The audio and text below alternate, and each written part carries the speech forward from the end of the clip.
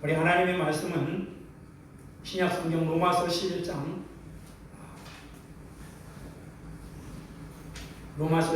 1절에서 7절 말씀, 25절에서 36절 말씀입니다.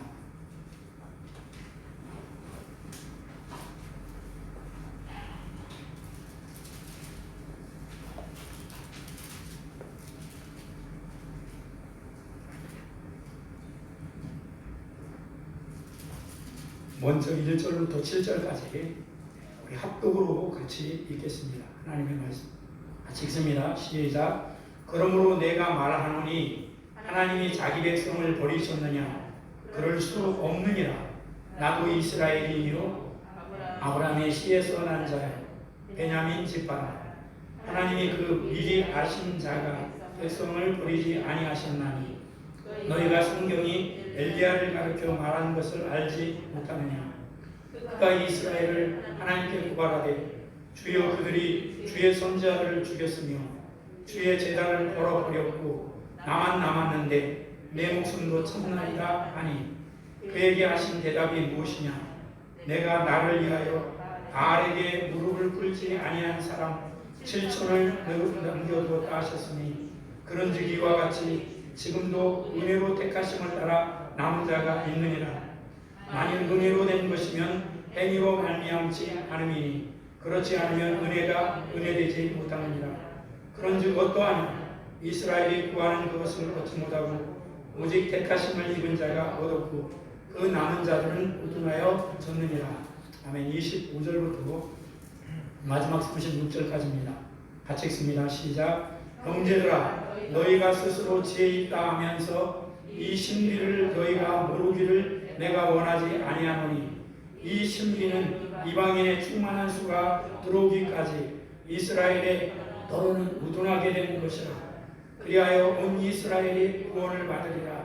기록된 바 구원자가 시온에서 우사 야곱에게서 경건하지 않은 것을 돌이키시겠고 내가 그들의 죄를 없이 할 때에 그들에게 이루어질 내 언약이 이것이라 함과 같으니라. 복음으로 하면 그들이 너희로 말미암아 원수된 자요 택하심으로 하면 조상들로 말미암아 사랑을 입은 자라. 하나님의 은사와 부르심에는 후회하심이 없느니라. 너희가 전에는 하나님께 순종하지 아니하더니 이스라엘이 순종하지 아니함으로 이제 긍휼함을 입었는지라. 이와 같이 이 사람들이 순종하지 아니 이는 너희에게 베푸시는 긍휼로 이제 그들도 긍휼을 얻게 하려 하심이라. 하나님이 이 모든 말씀을 사람을 순종하게 아니하는 가운데 가두어 두심은 모든 사람에게 베풀려 하심이로다. 기쁘다 하나님의 지혜와 지식의 풍성함이요 그의 판단은 헤아리지 못할 것이며 그의 길은 찾지 못할 것이로다. 누가 주의 마음을 알았느냐? 누가 그의 모사가 되었느냐? 누가 주께 먼저 드려서 갚으심을 받겠느냐? 이는 만물이 주에게서 나오고 주로 말미암고 주에게로 돌아가니라. 그에게 영광이 세세에 있을지어다. 아멘. 아멘. 오늘 이 본문의 말씀을 가지고 끝까지 포기하지 않으시는 하나님이라는 제목으로 은혜를 나누기 원합니다. 끝까지 포기하지 않으시는 하나님. 이 말의 의미는 이제 하나님이 택하신 하나님의 백성들을 아무리 여건이 어렵고 힘들고 그런다 할지라도 끝까지 포기하지 않으시는 하나님에 대해서 오늘 말씀을 같이 은혜를 나누고자 합니다. 로마서 9장, 10장, 11장은 이제 왜 하나님이 택하신 유대인들이 예수 그리스도의 십자가 복음을 받아들이지 못하는가? 이 부분에 대한 해답이 바로 9장, 10장, 11장입니다. 왜 선택받은 하나님의 백성들이 십자가 복음으로 통해서 구원의 반열에 들어오지 못하는가? 이 부분에 대해서 답으로 9장, 10장, 11장을 말씀하고 있는 부분입니다. 사실 어떤 면에서는 우리가 예수님을 이미 믿는다고 하면서도 실제적인 그 예수님과 동행하는 그 믿음이 되지 못하는 그 부분과도 아주 밀접하게 연관이 되어 있는 것을 볼 수가 있습니다. 사랑하는 여러분들이 이렇게 삶을 살면서 가장 행복하고 가장 즐거운 때가 언제라고 생각하십니까? 저는 그것이 바로 이제 하나님을 인격적으로 이렇게 알 때, 그때가 가장 행복하고 그때가 가장 즐거웠던 것을 알 수가 있습니다. 그것은 지금도 마찬가지입니다. 지금도 사실 어떤 면에서는 눈으로 보이거나 또 그리고 환경적으로 여러 가지 어려운 부분들이 있지만 주님이 나와 함께 하신 것이 이렇게 알아지면서 주님의 뜻이 지금 어디로 가고 있다라고 하는 주님의 뜻을 이렇게 알게 되니까 환경은 여러 가지 눅눅하지 않는 환경이지만 나와 함께 하시는 주님이 하시고자 하는 의도와 뜻을 알게 되니까 정말 담대한 마음도 생기기도 하고 또 그리고 기대하는 마음이 내 안에 이렇게 분명하게 있게 되는 것을 알 수가 있습니다. 이 부분은 우리가 그 주님이 나와 함께 하실 것이 이렇게 믿어질 때에 주어지는 놀라운 은혜입니다. 환경이 아무리 어렵고 문제가 아무리 커도 내 안에 함께 하시는 주님이 내가 믿어지고 또 그 주님의 뜻이 내가 깨달아지면 이 세상에서 여러 가지 어려움이 있지만 그거 두렵지 않습니다. 물론 그 길을 가는 데 있어서는 정말 이 길이 어떻게 될까라고 하는 그런 부분들의 마음은 있지만 그 주님이 믿어지기 때문에 그 주님께서 반드시 하나님은 가장 최선의 방법으로 하신다고 하는 그런 믿음이 주어지기 때문에 사실 주님과 함께하는 길은 어떤 환경 속에서도 함께 갈 만한 길입니다. 그래서 예수님이 우리의 길이시고 그분이 우리의 생명이시고 그분이 우리의 힘이 되어주실 때에 우리는 그 어떤 길도 그 주님과 함께 갈 수 있게 되는 줄 믿습니다. 그래서 이제 왜 선택받은 유대인들이 왜 십자가 복음을 통해서 구원의 반열에 들어오지 못하는가, 그 부분에 대한 질문을 지난주, 지지난주에는 그게 뭐였습니까? 바로 그들이 이제 다른 지식을 따라서 신앙생활을 하지 않았다는 거예요. 그 말은 무슨 얘기냐면 다른 지식을 따라서 신앙생활을 한다는 얘기는 뭐냐면 이방인들은 믿음을 따라 갔고 유대인들은 행위를 따라 갔기 때문에 그렇다는 겁니다. 하나님이 인간을 구원하시기 위해서 유일한 해답으로 예수 그리스도를 이 땅에 보내주셨는데 이방인들은 예수님을 통해서 이미 십자가에서 예수님이 죄를 다 사하시고 그리고 부활하신 예수 그리스도가 자기의 그리스도로 생명으로 이방인들은 그것을 믿고 구원의 반열에 들어섰다는 거예요. 근데 유대인들은 어떻게 했냐면 그들은 행위를 따라 갔다는 겁니다. 여러분 행위를 따라가면 지금도 아무리 행위를 가지고 가더라도 구원의 반열에 들어가지 못한다는 걸 아셔야 됩니다. 행위를 하나님의 말씀이 아무리 옳다고 하지만 행위를 따라서 그거를 따라가면 구원의 반열에 못 들어갑니다. 이 말은 무슨 얘기냐면 믿음을 가지고 내가 죽고 내 자아가 죽은 것을 믿고 주님이 나의 생명이신 것을 알고 그 주님의 생명이신 성령 하나님의 은혜를 가지고 믿음을 가지고 말씀을 따라가야지 거기에 구원의 놀라운 역사가 일어나는데 유대인들은 말씀은 있었지만 그들은 행위를 가지고 올바르게 하나님 앞에 가려고 은혜를 받으려고 했기 때문에 그들은 구원의 반열에 들어가지 못했다는 거예요. 오늘날도 똑같습니다. 오늘날도 믿음을 가지고 믿음을 사용해서 나 죽고 예수님이 나의 생명이시고 나의 길이시고 나의 주님이신 것을 믿음을 갖고 나가야지 우리는 그 주님이 나의 실제적인 주님이신 것을 알게 되는 것입니다. 그렇기 때문에 예배드리는 것도 중요하고 기도하는 것도 중요하지만 이것이 먼저는 복음으로 말미암아 우리가 나 죽고 예수님이 내 생명이 되어질 때 주님 안에서 이 모든 것이 되어져야지 교제가 되고, 이 주님 안에서 이 모든 것이 주님과 함께 교제하면서 드려지는 예배가 되는 것입니다. 그런데 유대인들은 행위를 따라갔고 이방인들은 믿음을 따라갔다는 거예요. 지난주에는 뭐였냐면 믿음은 들음에서 나고 들음은 그리스도의 말씀으로 말미암느니라 이랬습니다. 그래서 참다운 믿음을 갖기 위해서는 그리스도의 말씀을 들어야 된다라고 했습니다. 그런데 이 유대인들은 그리스도의 말씀을 들었어요. 듣기도 하고 그들은 말씀을 가지고도 있었습니다. 실질적으로 예수 그리스도께서 직접 그들에게 말씀을 했는데도 그들은 왜 믿음을 갖지 못했냐는 거예요. 그것은 말씀을 순종하지 않았기 때문에 그렇다는 거예요. 그냥 듣기만 하지 순종하지 않았기 때문에 순종하지 않는 믿음은 그게 올바른 믿음이 아니라는 겁니다. 오늘날도 똑같습니다.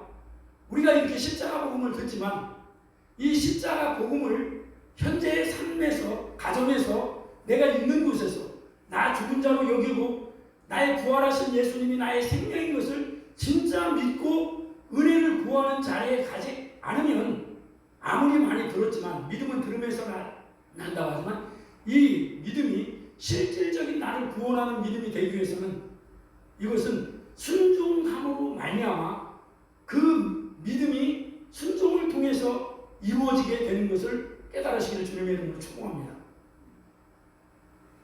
이 믿음이 생명 되신 예수님과 내가 한 몸이 되어서 내가 이 믿음이 점점점 순종으로 나아가게 될 때 이 믿음, 신뢰가 점점 커짐으로 인해서 내 속에 그 부활하신 예수 그리스도로 온전히 나의 마음을 이렇게 꽉 차리 자리 잡게 될 때 우리는 세상에 살지만 세상에 속하지 않고 연약한 육신을 입었지만 육신에 의하여 이리저리 끌려가지 않는 바로 예수님의 몸으로서의 삶을 사는 것이, 이것이 참다운 성경에서 말한 믿음인 줄 믿습니다. 그렇기 때문에 하나님께로 나신 자가 아닌 자마다 세상을 이기느니라. 세상을 이긴 이름은 이것이니 우리의 믿음이라고 말씀하고 있습니다. 그렇기 때문에 사랑하는 여러분, 믿음이 없이는 하나님을 기쁘시게 못하나니 하나님께 나가는 자는 반드시 그가 계신 것과 이걸 알기 때문에, 계신 것을 알기 때문에 내가 순종을 통해서 나아가게 될 때 그 순종을 통해서 하나님이 하시고자 하는 뜻이 이루어짐으로 인해서 연약한 나를 통해서 그 전능하신 하나님의 지혜와 하나님의 능력이 드러나게 되는 줄 믿습니다. 그래서 지금 이 부분이 로마서 9장, 10장, 11장이 왜 택함을 받은 유대인들이 구원의 반영, 십자가 복음을 실질적으로 받지 못하는가에 대한 물음은 곧 우리의 물음인 것입니다. 그러면서 오늘 읽은 이 11장의 말씀은 그러면 하나님께서 선택하신 택함받은 하나님의 백성인 이 이스라엘, 유대인들은 하나님이 버리셨는가? 구원의 반열에 들어오지 못하기 때문에 하나님이 버리셨는가에 대한 질문이 나오게 된 거예요. 그러니까 사도 바울은 하나님의 선택받은 백성들, 택함받은 하나님의 백성들이 버림을 받게 되는가? 그러니까 1절에서 그 부분에 대한 답변을 줍니다. 뭐라고 하냐면, 그러므로 내가 말하노니 하나님이 자기 백성을 버리셨느냐? 그럴 수 없느니라. 하나님이 택한 이스라엘 백성들을 결코 버리지 않으셨다는 거예요. 그러면서 뭐라고 하냐면 내가 나를 보라는 거예요. 바울 사도 자신을 보라는 겁니다. 바울 사도 자신이 나는 이스라엘인이요, 나는 아브라함의 씨에서 난 자요, 나는 베냐민 지파다. 그러니까 자기도 동일하게 이스라엘인이요 유대인이라는 겁니다. 그래서 자기를 보면 버림받은 게 아니라는 거예요. 자기도 똑같이 그런 자였지만 예수 그리스도를 믿고 사도로 부르심을 받았다는 겁니다. 그래서 하나님이 택한 사람은 하나님이 결코 버리신 것이 아니다, 이렇게 말씀하고 있는 겁니다. 이것을 예를 들어서 또 사도 바울은 이제 이 부분을 예를 들어서 열왕기상 19장에 있는 엘리야를 통해서 이 예를 들어서 설명합니다. 엘리야가 아합이 왕이 되었을 때에 아합이 하나님을 섬긴다고 했지만 아합이 섬긴 것은 바알과 아세라였어요. 그러니까 하나님도 섬기고 바알도 섬기고 아세라도 섬긴 겁니다. 이거는 하나님을 섬기는 게 아니에요. 이거는 우상을 섬기는 것입니다. 그렇기 때문에 그 시대에 하나님을 사랑하고 하나님을 진정으로 하나님의 길을 따라 하나님을 사랑했던 선지자들을 다 아합이 그 선지자들을 다 죽였어요. 그래서 지금 이 엘리야가 하나님께 탄원을 드리는 거예요. 하나님, 주여, 하나님의 사랑하는 하나님의 선지자들을 다 죽였고 하나님의 예배드리는 제단도 다 허물어뜨렸고 이제는 나만 남았습니다. 나만 남았는데 나도 저들이 죽이려고 합니다. 이렇게 탄원을 하자 하나님께서 답변하시는 말씀이 아니다. 내가 바알에게 순복하지 않은 하나님을 사랑하는 자 7천을 남겨두었다라고 말씀하고 있습니다. 그러면서 지금도 너희들의 눈에를 볼 때는 구원받은 자, 하나님을 사랑하는 자가 없는 것 같지만 은혜로 택함을 받은 자들이 있다는 겁니다. 그렇기 때문에 사랑하는 여러분, 하나님이 택한 백성들 하나님이 그냥 두지 아니하시고 끝까지 하나님은 사랑하신다는 말씀입니다. 그러면서 25절부터 28절 말씀에 아주 중요한 놀라운 말씀 두 가지를 하는데 그 첫째는 뭐냐면 하나님께서 그렇게 이스라엘 백성들을 택하였지만 그렇게 아주 그들은 구원의 반열에 들어오지 않은 것처럼 보인 이유가 뭐냐면 이방인의 충만한 수가 그리스도에게 돌아올 때까지 하나님은 이스라엘 백성들의 얼마를 눈을 멀게끔 그냥 두셨다는 거예요. 이게 이제 굉장히 중요한 겁니다. 하나님께서 지금 이방인의 충만한 수가 예수 그리스도의 복음으로 들어오기까지 하나님은 유대인들을 이제 마음이 완고하도록 그냥 두셨다는 거예요.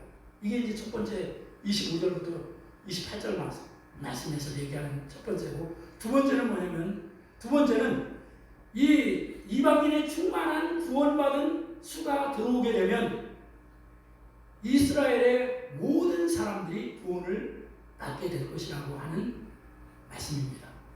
그러면서 사도 바울은 이것을 깨닫고 이것을 알고 나서 이것을 뭐라고 했냐면 이 숨겨진 신비한 비밀이라고 말하고 있어요.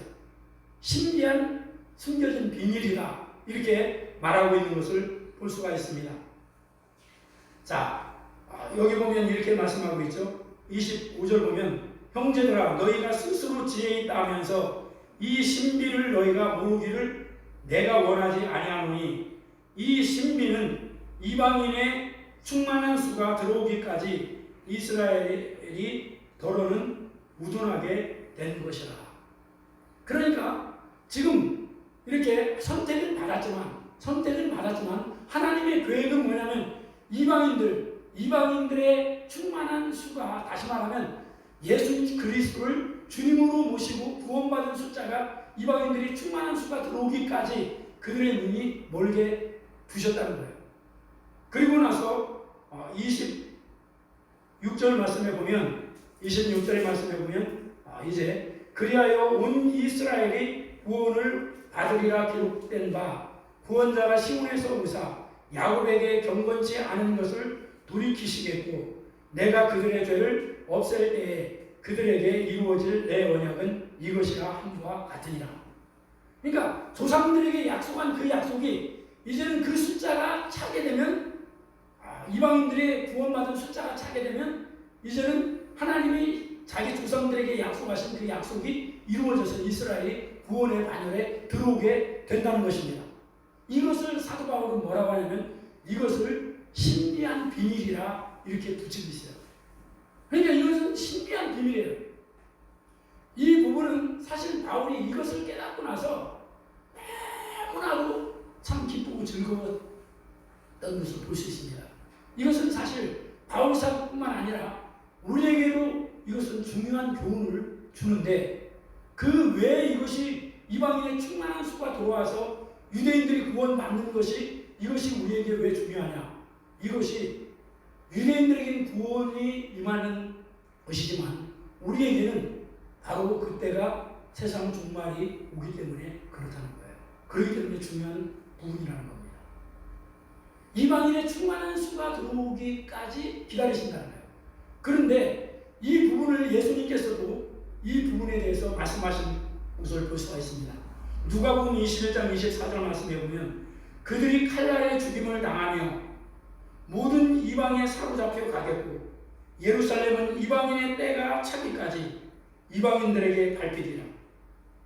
예수님께서 예루살렘 성전을 바라보시면서 유대인들이 예수님을 거부하게 될 때 돌 하나 돌 위에 남지 아니하고 이 부분이 다 무너지리라, 이렇게 말씀을 하시면서 그때가 언제까지냐?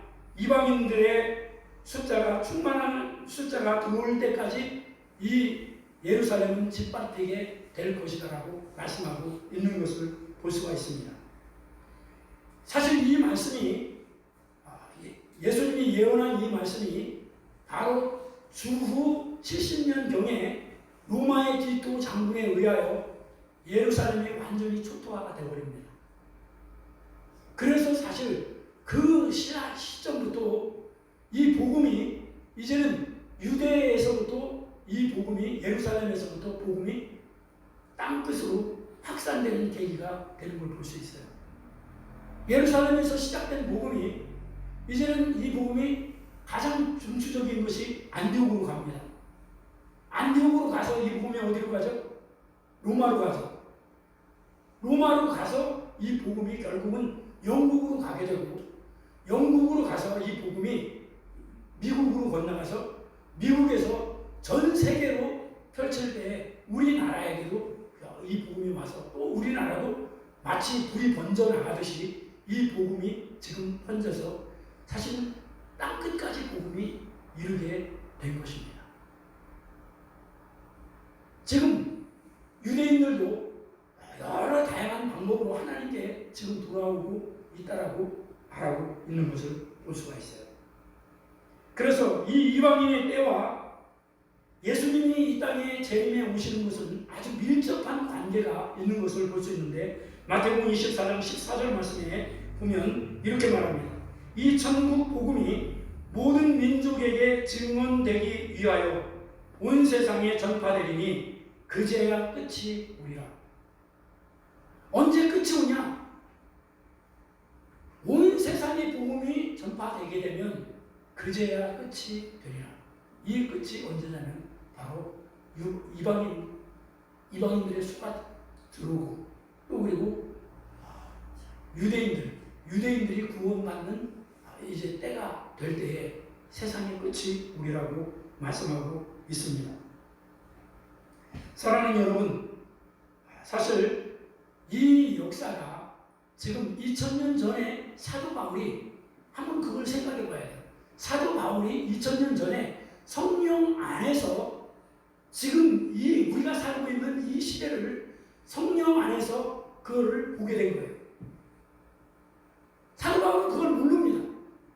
이게 우리가 지금 배워지는 이것을 전혀 몰라요. 그런데 사도 바울은 2000년 전에 성령 안에서 이 부분이 어떻게 가게 되고 어떻게 끝이 오는가에 대해서 알게 된 거예요. 그러니까 이 사도 바울은 이것을 알고, 우리가 9장에서 봤지만 사도 바울은 자기 동족이 구원받지 못한 것에 대해서 안타깝게 자기 목숨을 사실 다 버리면서까지 자기 동족이 구원받는 걸 그렇게 사모했는데, 이 놀라운 비밀이 바로 열려지게 된 것이에요. 사도 바울은 이것을 받고, 사실은 우리도 역시 마찬가지로 사도 바울이 본 그 복음의 결과가 지금 이루어지고 있고 거의 막바지에 와 있는 단계에서 우리는 그것을, 그 현장에 우리는 와 있는 것입니다. 그 현장에 와 있어요. 지금 이 시대는 계속해서 향해서 끝을 향해서 거의 말세의 끝에 지금 향해서 거의 다가가고 있는 시점에 와 있는 겁니다. 그래서 31절 말씀에 보면 이렇게 말씀하고 있는 걸 볼 수 있습니다. 제가 표준 세번역이 좀 더 마음에 와닿기 때문에 31절 이와 같이 지금은 순종하지 않고 있는 이스라엘 사람도 여러분이 받은 그 자비를 보고 회개하여 마침내는 자비하심을 잊게 될 것입니다.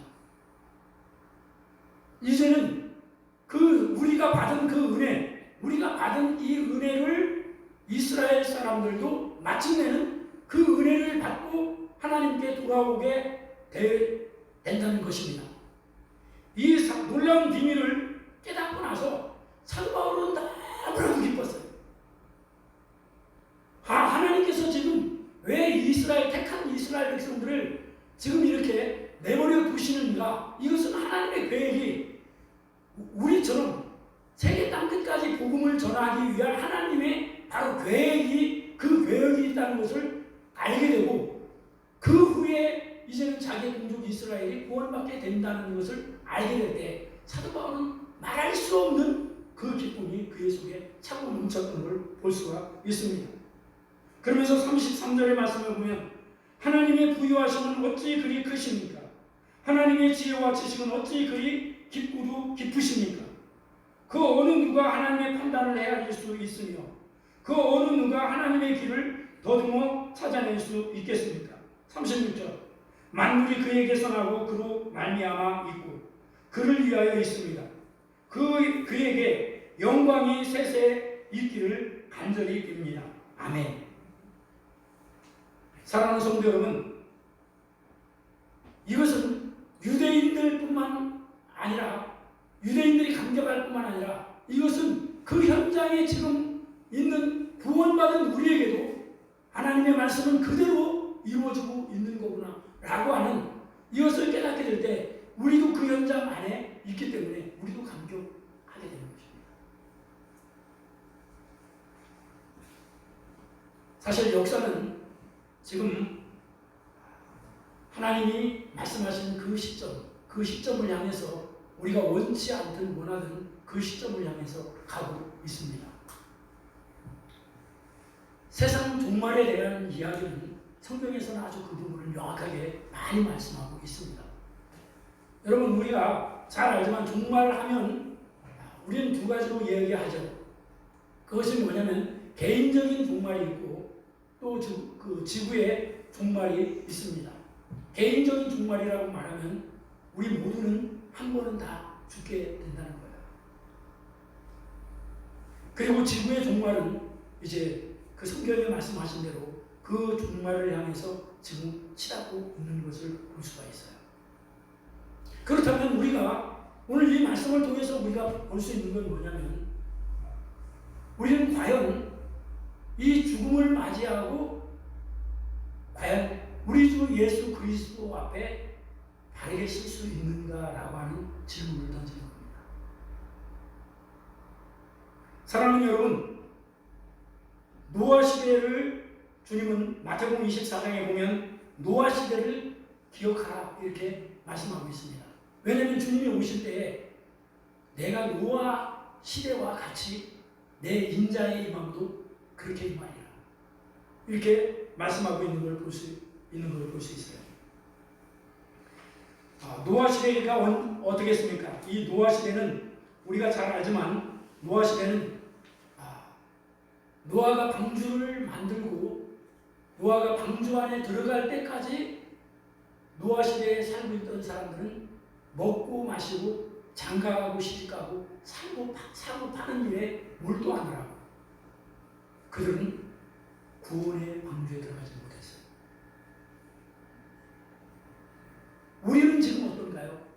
우리가 정말 초점을 두고 우리가 정말 영원한 그 세계를 향해 우리가 가고 있는데 우리는 과연 어떻습니까? 그래서 마태복음 24장에 보면 그 얘기를 하시면서 주님은 말씀하시고 깨어 있으라고 말씀하고 있는 걸 볼 수 있어요. 사랑하는 여러분, 우리는 깨어 있어야 돼요. 뭐가 깨어 있나요? 우리 영이 다 있습니다. 우리 영이 있어서 이 영이 하나님과 함께 우리는 끊임없는 교제와 호흡을 통해서 이제 계속 이 주님을 따라가도록 하는 것이 이 우리의 영을 통해서 성령님이 함께 해 주심을 통해서 그것이 이루어집니다. 십자가로 내 자신이 죽은 것을 인정하고 내 영을, 내 마음에 있는 이 영을 온전히 주님 앞에 드릴 때 성령 하나님이 내 영을 통해서 역사해 주시게 될 때 우리는 보이지, 영이신 하나님 보이지 않지만 그 하나님이 마치 눈 앞에 눈으로, 우리 육신의 눈으로 보지 못하지만 우리 마음으로는 그 하나님과의 그 하나님이 믿어지는 역사가 있는 거예요. 이게 눈이 뜨여진 사람이 그걸 아는 겁니다. 그렇기 때문에 아무리 힘들고 어렵더라도 그 눈이 뜨여진 사람은 그 시온에 가는 그 길을 알기 때문에 포기할 수가 없는 거예요.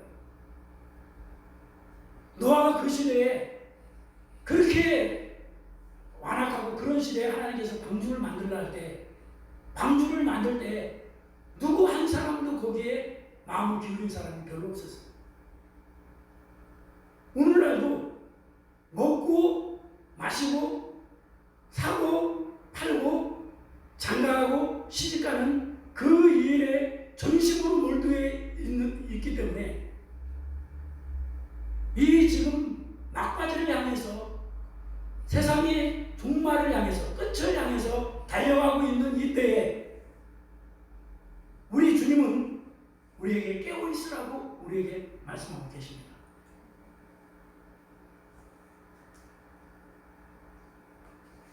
사랑하는 성도 여러분, 여러분과 내가 정말 이제 이 세상에 살지만 세상에 속한 자가 아니라 우리 안에 살아계신 전능하신 바로 성령으로 예수 그리스도께서 오신 그분이 나의 생명이시고 그분이 나의 길이시고 그분이 나의 힘이 되어 주실 때 우리는 이 세상에서도 결코 좌절할 자가 아닙니다. 세상을 이기는 것은 그분만이 세상을 이기게 되어 있는 거예요.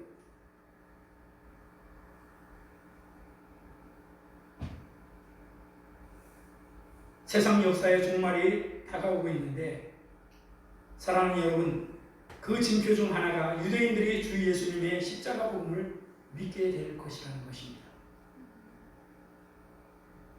그래서 로마서 11장에 전체적인 핵심을 말한다면 하나님께서는 하나님의 택한 백성을 결코 포기하지 않으시는 하나님이라는 거예요. 하나님이 택한 백성을 하나님은 어떤 환경과 여건 속에서도 결코 포기하지 않으신다는 것입니다. 그렇다면 우리 택한 받은 백성들이 우리가 그럼 하나님께서 포기하지 않기 때문에 우리가 마음을 안일하게 해도 되는가? 아닙니다. 여러분들과 내가 택함받은 자라고 하는 분명한 증거가 있어야 되는데 여러분들이 하나님께서 나를 택하여 줬다는 그 증거가 뭡니까? 이게 십자가의 복음입니다. 다시 말씀드리면 예수 그리스도 안에서 예수님과 내가 구원받은 내가 예수님과 내가 한 몸이라는 거예요. 이것이 택함 받은 하나님의 백성들의 증거입니다.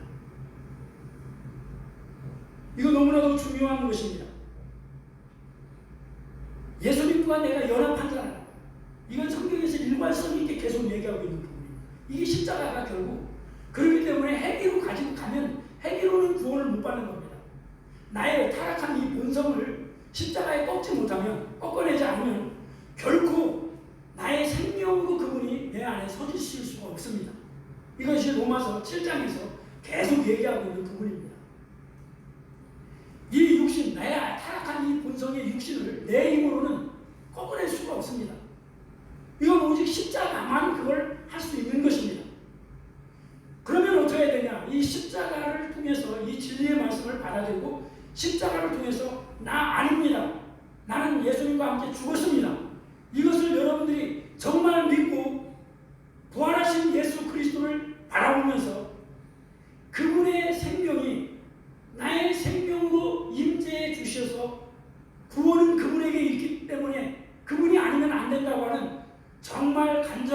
마음을 가질 때, 그분의 은혜가 내 안에 부어지게 될 때, 이 타락한 이 본성은 그분으로 인해서 이것이 꺾어지게 되는 것입니다. 십자가만 그것을 꺾게 되는 줄 믿으시기를 주님의 이름으로 축복합니다. 이게 안 되면 유대인들처럼 행위로 아무리 노력하고 힘을 냈어도 믿지 않으면 울어도 안 되고 참아도 안 되고 아무것도 안 되는 것입니다. 할렐루야. 이게 일관성 있는 복음의 진수입니다. 그렇기 때문에 하나님의 사람들은 이것을 알기 때문에 유일하게 잡을 수 있는 것이 십자가 외에는 결코 잡지 않겠다고 말하는 것이 이 부분입니다. 나는 이제 우리 사랑하는 새벽 예술교회 지체는 여러분들이 정말 이 십자가 복음을 분명하게 여러분을 하셔서 예수 그리스도가 곧 나의 생명이시게 될 때 우리는 세상을 이기는 그런 권세가 주어지게 되는 것입니다. 할렐루야. 그렇기 때문에 주님이 도적같이 임하신다고 이렇게 말씀하셨지만 예수님과 택함받은 하나님의 백성들은 예수님이 오실 때 도적같이 맞이하지 않는다고 하십니다. 아니 함께 예수님이 내 안에 함께 계신데 도적같이 맞이할 이유가 어디 있습니까? 그래서 데살로니가전서 5장 4절 보면 형제들아 너희는 어둠에 있지 아니하매 그 날이 도둑같이 너희에게 임하지 못하리니. 우리는 정말 복음의 분명한 가운데 있게 되면 우리는 주님이 도적같이 오지 않습니다. 우리는 주님을 기쁨으로 맞이하게 될 줄 믿습니다. 이것이 성경에서 말하고 있는 부분입니다. 우리가 마태복음 25장도 이것이 예수님이 이 땅에 오시는 때에 예수님께서 비유로 말씀하신 건데 10명의 처녀들을 말씀하고 있어요. 5명은 어리석은 처녀들이고 5명은 지혜로운 처녀들로 예수님이 말씀하십니다. 이 5명의 처녀들, 어리석은 처녀들은 어떤 처녀들이냐면 미련한 자들은 등을 가지되 기름을 가지지 아니하고, 이 미련한 자들은 등은 가지고 있어요. 그래서 그 등은 가지고 있으나 그 등을 밝힐 기름을 준비하지 않았다고 얘기하고 있습니다. 그리고 4절 말씀에 25장 4절 마태복음 25장 4절 보면 슬기 있는 자들은 그릇에 기름을 담아 등과 함께 가지고 있으되. 이 기름은 뭘 얘기할까요? 바로 기름은 성령 하나님을 말씀하고 있다고 저는 믿습니다. 십자가 복음과 더불어서 내 안에 성령 하나님이 함께 하고 있기 때문에 불을 밝히고 어둠 가운데 맞이하지 않고 불을 밝히고 밝게 주님을 맞이할 수 있게 된다는 사실입니다. 나는 사랑하는 여러분들이 이 말씀을 듣고 또 여러분들이 밖에 나가시면서 다 잊어버리지 않기를 원합니다. 나는 사랑하는 여러분들이 그냥 듣고 순종하여 나의 모든 것을 걸고 진리에 걸고 이 진리가 진리 되심을 여러분 성령 하나님이 그것을 분명하게 증언해 주실 때 여러분들은 이 세상에 살지만 세상에 속한 자가 아니에요. 저는 예수님이 십자가를 지시기 전에 예수님께서 어떤 마음을 가지고 계셨을까? 환경적으로 볼 때는 너무나도 사실 끔찍스러운 거예요. 그래서 아버지요, 이 자녀에게서 좀 떠나가게 해주십시오. 우리하고 똑같이 육신을 가지고 계셨기 때문에 감정을 믿고 다 가지고 계셨어요. 그러나 그 예수님과 함께하고 있는 아버지 하나님이 그 길을 가시기를 원하셨기 때문에 내 원대로 하시고 아버지의 뜻대로 되기를 원합니다 라고 하면서 그 주님은 가뿐하게 그 십자가를 질 수 있는 은혜를 주님 아버지께서 주셔서 너희가 알지 못하는 기쁨이 나에게 있다라고 말씀하고 있는 걸 볼 수 있습니다. 세상에서는 너희가 환난을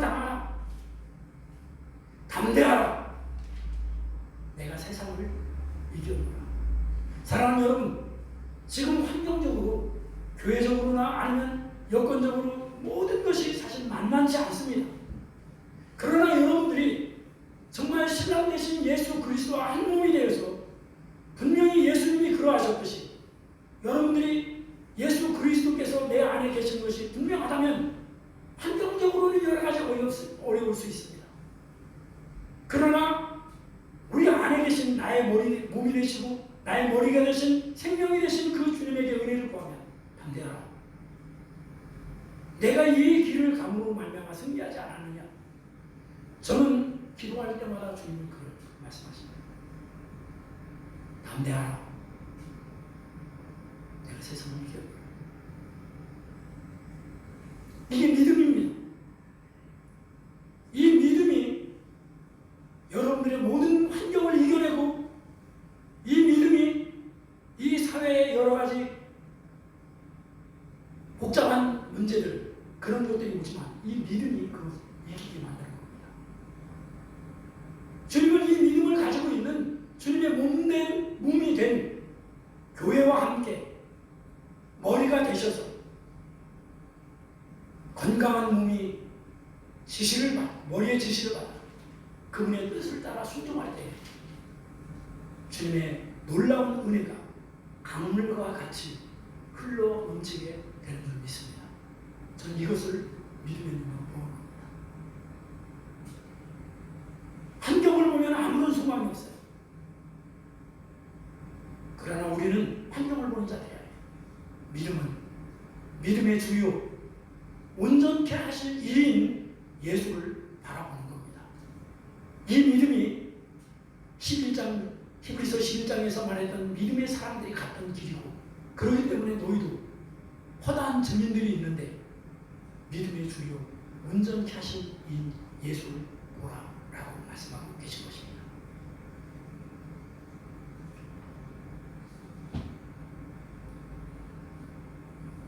저는 말씀을 준비하면서 나는 과연 예수님을 맞이할 준비가 되어 있는가? 참 감사하게 주님 나의 생명이 되시고 이게 육신의 소리로 들리는 게 아닙니다. 그냥 주님 안에서 그리스도의 말씀으로 나에게 이게 들려오는 겁니다.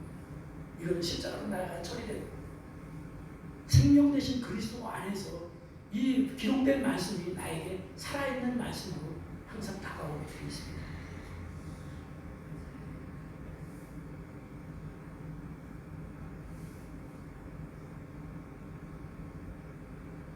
주님의 진정 신부된 자로서 우리가 그 주님을 맞이하는 건 어려운 일이 아닙니다. 그 예수님과 내가 실질적으로 동행하면 되는 거예요. 동행이 어려운 게 아니에요. 저는 감사하게도 이런 부분들이 하루하루가 조금씩 더 분명해지는 것을 저는 깨닫습니다. 그래서 제가 나 죽었습니다 이렇게 말함과 동시에 내 속에서는 내 영은 너무나도 살아서 기쁨이 충만하고 주님 내 다른 거 다 원치 않아요. 이 마음이 내 안에서 그냥 어린아기처럼 그렇게 피어오르는 건 아닙니다. 아무리 뭐가 바깥에서 그래도 나 십자가에 죽었습니다. 그러면 나 주님 말고 다른 어떤 것도 주님과 나 사이에 끼어들지 않기 진짜 원합니다 라고 하는 간절한 소원이 속에서 일어납니다. 그러면서 주님만 나의 유일한 힘이시고 나의 길이시고 나의 힘이시고 나의 생명이 되어주십니다. 이 생명이 연합한 거예요.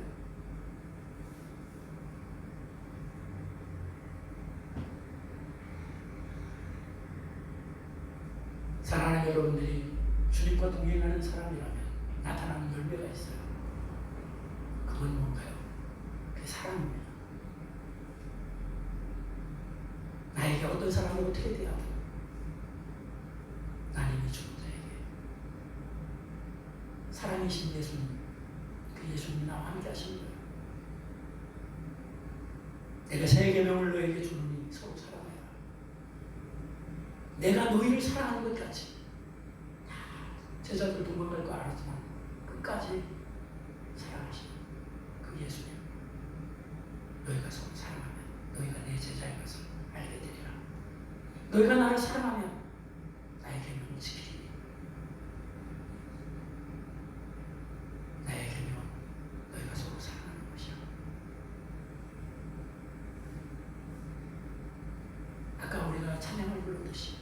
이것이 우리를 하나가 되게 만드는 겁니다.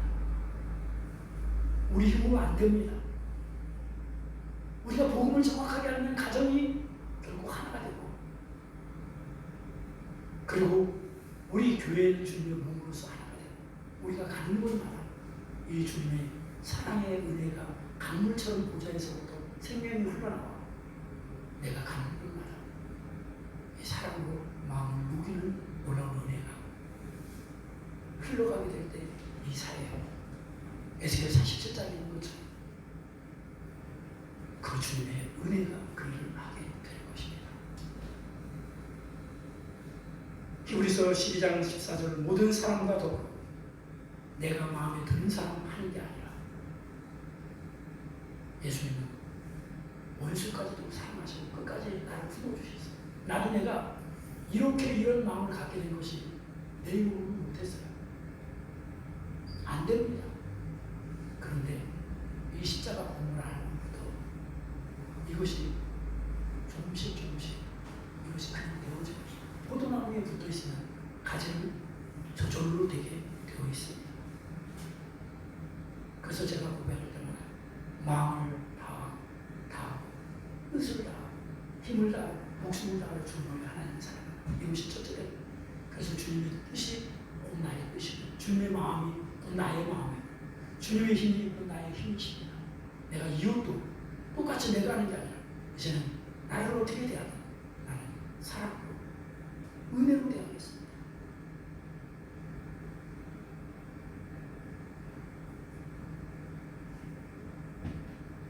모든 사람과 더불어 화평함과 거룩함을 따르라. 이것이 없이는 아무도 주를 보지 못하리라. 사랑하는 성도 여러분, 그러기 때문에 항상 기뻐하라.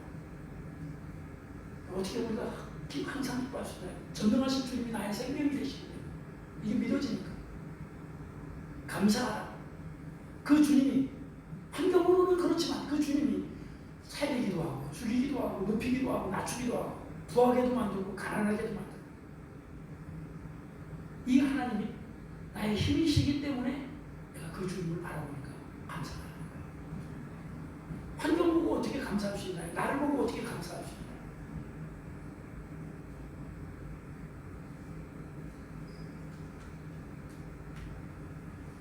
사랑하는 성도 여러분, 여러분과 내가 꼭 기억을 하십시오.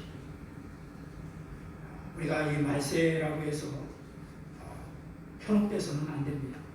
종말이 온다고 해서 현혹돼서는 안 돼요. 자신들이 순결한 신부라고 주장하면서 그런 사람들을 우리가 분별할 수 있는 것이 뭐냐?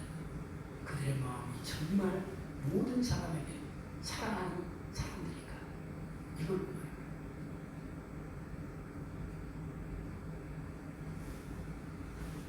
정결한 신부는 사랑하는 사람들이에요.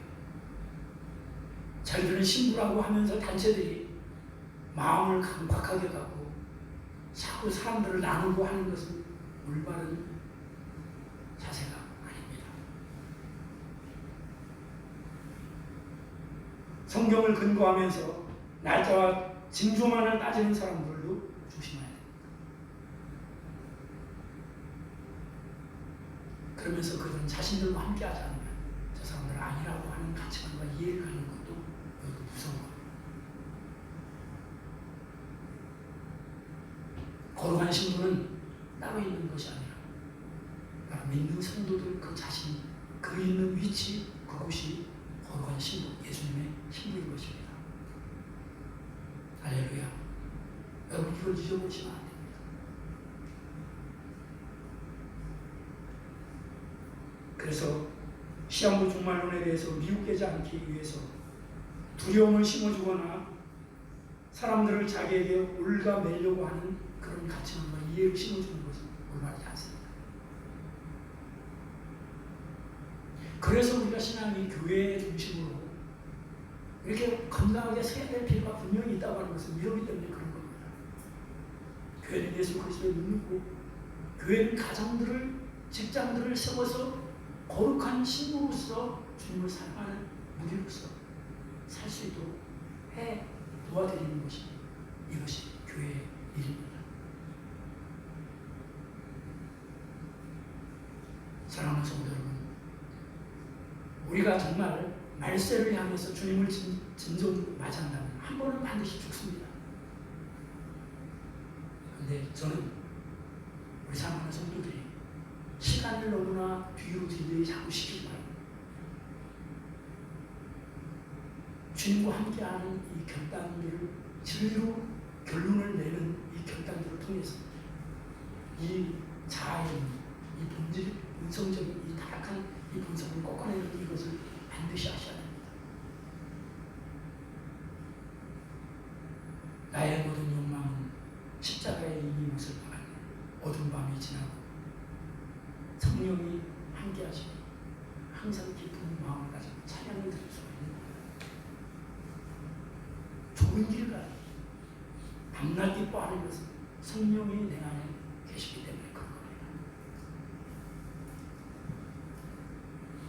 사랑하는 성도 여러분, 지금 우리가 만나는데도 지금 만남이 자유스럽지 않고 우리 교회 같은 경우 자주 만나지 못하고 사실 저는 우리 성도님들을 위해서 기도하는 부분이 없습니다. 지금. 그러나 많은 성도님들이 정말 이 꿈에 담대하게 서서 한 사람이 1000명을 감당하는 기도원의 용사들처럼 그렇게 믿음으로 서가는 그런 거룩한 우리들이 되어지길 주님으로 축복합니다. 제가 2020년 처음에 시작할 때 지금 이제 마지막 12월을 대하면서 저 자신이 하나님께서 많이 은혜로 입혀주셔서 지금 더 정확한 복음으로 인도하고 계신 것을 저는 압니다. 난 나뿐만 아니라 우리 사랑하는 성도들이 이 땅에서 오직 우리가 어떻게 살면 그게 어떻습니까?